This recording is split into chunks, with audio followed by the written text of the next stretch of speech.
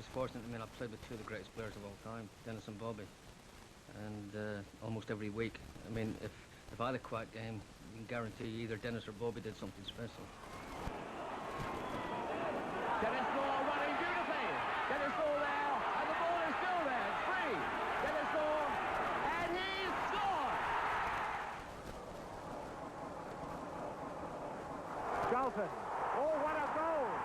Oh, what a goal! Dennis, of course, with his overheads, I mean, he sort of invented it. The first time I actually watched Dennis live, I was a 16-year-old kid and I went to Blackpool. And he had this tremendous ability to hang in the air. You know, everyone else had gone up and they were down and he was still up there. And he scored, they beat Blackpool 1-0 and I was a kid. And I decided then that I was going to, the one thing, because I was so small, I was like, I could get up, but my heading wasn't my greatest asset. And I practiced and practiced because I'd seen Dennis.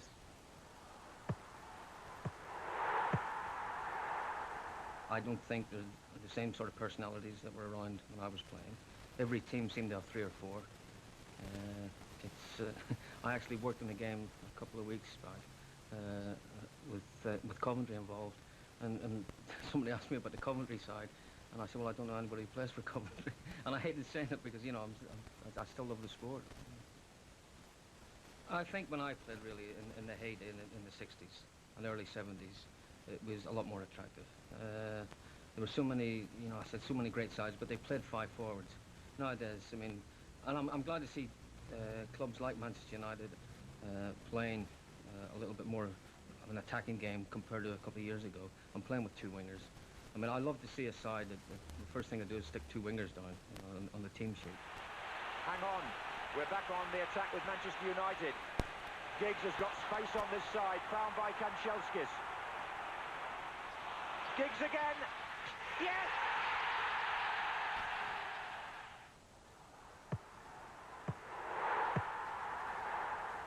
Who is to argue with the manager of the most consistently brilliant and entertaining football team in Britain? Sir Matt told them just to leave me alone and let me go out and enjoy myself. He never gave me instructions. From the first game I played when I was 17 up until the last game, 10, 11 years later, his instructions were still the same. You know, leave him alone, let him do it. And I basically played for one of the greatest club sides of all time. The same as I'd played when I was a kid, kicking the ball around the schoolyard in Belfast. You know, nobody told me how to play. I did it off the cuff, naturally. And I was lucky that I played for this side. And in control was a great, great man. And a great manager, great person, great... I was going to say tactician, but it's the wrong word to use it because we didn't have any tactics. Vanetti for Chelsea.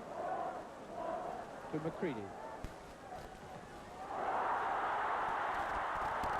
Best with McCready, and McCready's made a tackle, and it's a magnificent goal! There's one guy who really knocks me out. He sends me crazy too. I love Georgie with a dimpled chin. Madly, yes I do. At last, Matt Busby, the maestro of Manchester United, had groomed a team great enough to beat Europe's best. He was king of soccer. His wonderful 11 men were all princes. My best guy on the ball. That's just as far as we can hit in the goal. And he's got a clear chance. And that's what I'm like anyone, I'm proud of playing for my country. And I think everyone is, no matter what country they're from. But really, I didn't enjoy it that much. I loved playing for them and being picked, but I didn't enjoy it because we really were such a small nation. And every game was a battle. You know, we didn't go out many times expecting to win. So from that point of view, and it was a complete contrast. You know, because on a Saturday I was playing for a great side who never even dreamt of losing, never thought they were going to lose. And then midweek I was usually playing for a country who expected to lose, and it was very, very difficult. I'd love to have played in a great international side. But it's one of those things, it wasn't going to happen, it wasn't to be, so I don't sit around and mope about it. But I'd love to have played in the World Cup. That's my one big regret, that I didn't.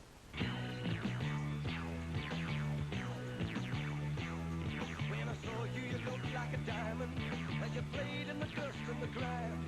Just a boy from the country of Ireland, and I knew I could make you shine. 'Cause you move like like a downtown dancer, with your hair hung down like a mane, and your feet playing tricks like a juggler. First, you beat to the sound of your name. Georgie, Georgie, they call you the Belfast boy. Georgie, Georgie, they call you the Belfast boy. No one at Old Trafford has seen George Best since Manchester United's 3-0 defeat at West Ham last Saturday. Other members of the team have been training daily, but there's been no sign of the talented but temperamental Irishman. Play the game, boys, play the game. Best has got it in. Play the game, boys, play the game. When you lose love for something, you've got to get out. No matter what, whether it's sport or life or companionship or marriage, if that love's not there, you get out. And I'd lost the love for it, actually playing it. It had started to become a job to me. I never played for money. Money didn't bother me. Still doesn't. It's not important. What was important that I got a thrill out of playing something I loved, and that was starting to diminish. And eventually I almost died. And until I went to America, and I got a little bit back, only because I was playing with and against some great players.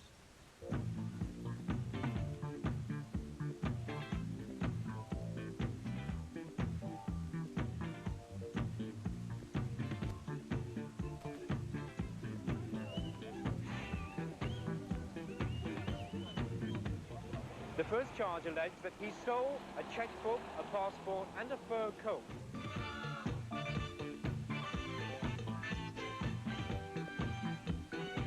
George Best's appeal against his prison sentence has been rejected. He'll spend Christmas behind bars.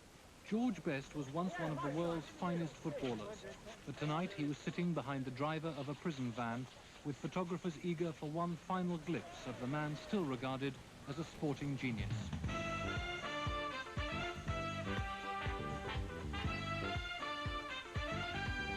You were saying that every time any of them want to make any money, they write about their years with George Best. Terry, I like all right? Oh, all right. So what do you do with your time these days? I see. Ladies and gentlemen, George Best.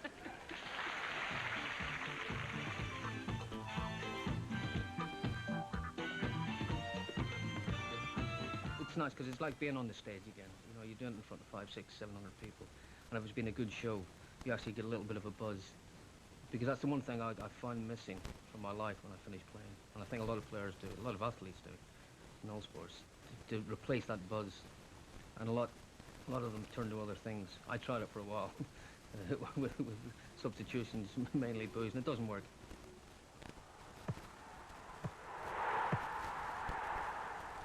Basically, there are too many people involved in the game, and too many people earning money out of it who shouldn't be. It's the simplest game in the world to play, and it should be the simplest game in the world to run. But there are too many people trying to get involved in it who shouldn't be involved.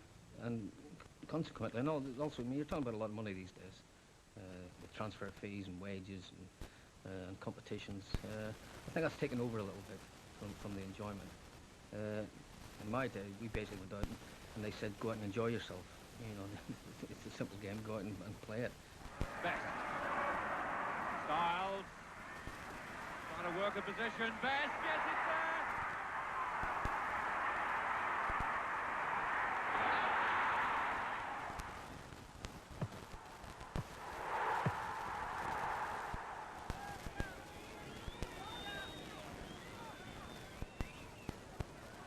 Banks being driven left. And was that a foul? The whistle hasn't gone. Best. And a foul given.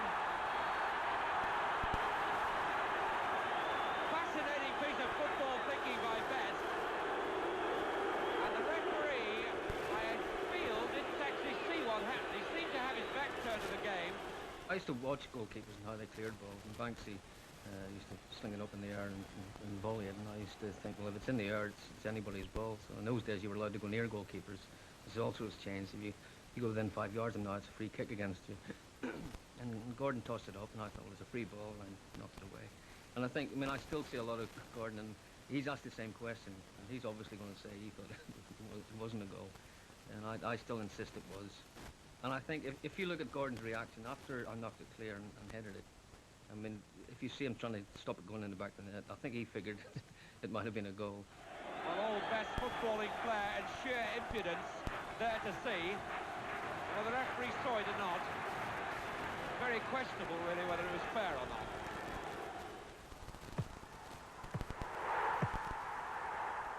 My temper would have been the one thing, but being an Irishman, it's very difficult to change that. I got sent off quite a few times when I was playing, and always for retaliation.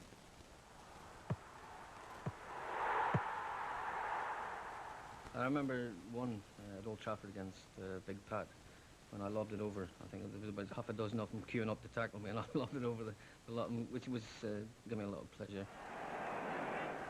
Clarence, Collins' header that was. Comes to Best. And it's there. Beautiful. Absolutely beautiful. Cooler than a cucumber. It was so deliberate, so beautiful, that it really was one of the gems of the season.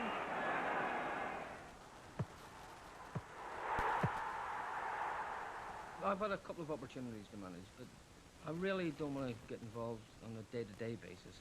I love doing what I'm doing. I travel all over the world. You know, I work in Australia, the Middle East, the Far East, America, coaching kids from sort of 9 upwards. And I get so much enjoyment out of it. And it's a lovely compliment to me that 20 years after I finished playing, basically, I'm still able to travel around the world. And the fact that kids even know who I am is an even bigger compliment. For number 9, Charlton. Fitzpatrick, that's Best on his right, and here's Hurd. Best moving forward, he's free at the moment. There's Best, a good move. And a fine goal.